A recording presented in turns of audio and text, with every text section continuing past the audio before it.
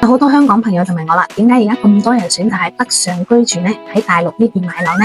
咁其實理由好簡單，就三個。第一個呢，住得舒服，壓力細，未來有保障。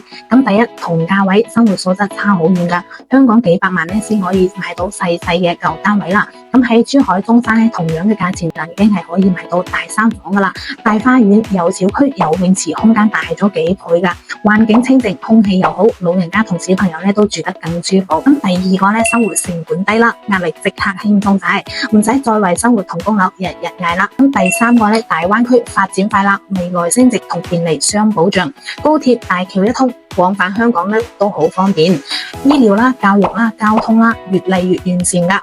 而家買入自住同投資呢都好穩陣，北上呢唔係離開香港，而係為咗自己同屋企人搵一個更舒服、更有品質、更有未來嘅生活方式啊！咁我哋小倩希望呢可以幫大家實現灣區無憂置。